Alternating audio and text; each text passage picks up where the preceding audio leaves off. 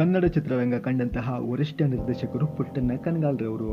ನಿರ್ದೇಶಕರಲ್ಲದೆ ಚಿತ್ರಕಥೆ ಮತ್ತು ಸಂಭಾಷಣೆಯನ್ನು ಸಹ ಬರೆಯುತ್ತಿದ್ದರು. ಇವರು ಕನ್ನಡ ಚಿತ್ರರಂಗಕ್ಕೆ ಹೊಸ ರೂಪ ತಂದು ಕೊಟ್ಟವರು. ಕನ್ನಡದಲ್ಲಿ ಸುಮಾರು 24 ಚಿತ್ರಗಳನ್ನು ನಿರ್ದೇಶಿಸಿದ್ದಾರೆ.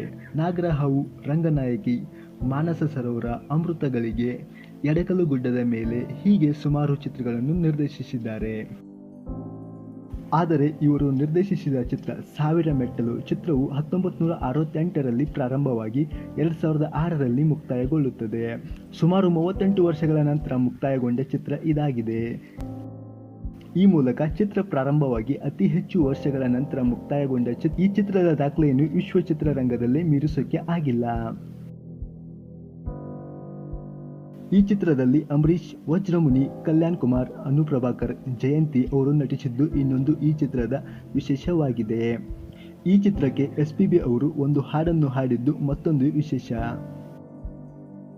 ಇದು ಪುಟ್ಟಣ್ಣ ಕಣಗಾಲ್ರವರು ಕನ್ನಡದಲ್ಲಿ ನಿರ್ದೇಶನ ಮಾಡಿದ ಮೊದಲ ಚಿತ್ರವಾಗಬಹುದಿತ್ತು. ಆದರೆ ಈ ಚಿತ್ರವು ಅನಿವಾರ್ಯ ಕಾರಣಗಳಿಂದ ಅರ್ಧಕ್ಕೆ ನಿಂತಿದ್ದರಿಂದ ನಾಗರಹಾವು ಚಿತ್ರವು ಪುಟ್ಟಣ್ಣ ಕಣಗಾಲ್ರವರ ನಿರ್ದೇಶನದಲ್ಲಿ ಬಿಡುಗಡೆಯಾದ ಮೊದಲ ಚಿತ್ರವಾಯಿತು. ನಾಗರಹಾವು ಚಿತ್ರವು 1972ರಲ್ಲಿ ಬಿಡುಗಡೆಯಾಯಿತು.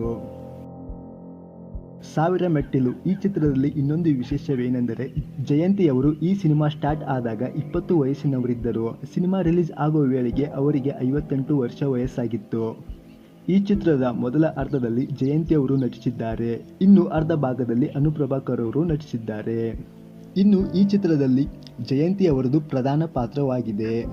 ಈ ಚಿತ್ರದಲ್ಲಿ ಜಯಂತಿ ಅವರು ಬೆಟ್ಟದ ಮೇಲೆ ವಾಸಿಸುತ್ತಿರುತ್ತಾರೆ. ಇವರು ಸಾವಿರ ಮೆಟ್ಟಿಲುಗಳನ್ನು ಇಳಿದುಕೊಂಡು ಕಾಲೇಜ್ಗೆ ಹೋಗಿ ಬರುತ್ತಿರುತ್ತಾರೆ. ಕಾಲೇಜ್ಗೆ ಹೋಗಿ ಬರುವಾಗ ಕಲ್ಯಾಣ್ ಕುಮಾರ್ ಅವರದ್ದು ಪರಿಚಯವಾಗುತ್ತದೆ. ಕಲ್ಯಾಣ್ ಕುಮಾರ್ ಅವರು ತುಂಬಾ ಶ್ರೀಮಂತ ವ್ಯಕ್ತಿಯಾಗಿರುತ್ತಾರೆ.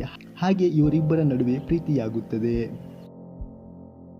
ಇವರಿಬ್ಬರ ಪ್ರೀತಿಗೆ ಮನೆಯವರು ಒಪ್ಪುತ್ತಾರೋ ಇಲ್ವೋ ಎಂಬುದೇ ಈ ಚಿತ್ರದ ಮುಖ್ಯ ಕಥೆಯಾಗಿದೆ. ನಂತರ ಈ ಕಥೆಯನ್ನು ಮುಂದುವರಿಸಲು ಅಂಬರೀಷ್ ಮತ್ತು ಅನು ಪ್ರಭಾಕರ್ ಅವರು ಈ ಚಿತ್ರದಲ್ಲಿ ಬರುತ್ತಾರೆ. ಈ ಚಿತ್ರದ ಮೊದಲ ಅರ್ಧ ಭಾಗ ಬ್ಲ್ಯಾಕ್ ಆ್ಯಂಡ್ ವೈಟ್ನಲ್ಲಿ ಮೂಡಿ ಬಂದರೆ ಇನ್ನುಳಿದ ಅರ್ಧ ಭಾಗ ಕಲರ್ನಲ್ಲಿ ಮೂಡಿ ಬಂದಿದೆ. ಈ ಚಿತ್ರ ನೀವು ಒಂದು ಬಾರಿಯಾದರೂ ನೀವು ನೋಡಲೇಬೇಕಾದ ಚಿತ್ರವಾಗಿದೆ. ಈ ಚಿತ್ರವು ಹಾಟ್ಸ್ಟಾರ್ನಲ್ಲಿ ಲಭ್ಯವಿದೆ. ಈ ವಿಡಿಯೋವನ್ನು ಇಲ್ಲಿಗೆ ಮುಗಿಸ್ತಾ ಇದ್ದೀನಿ.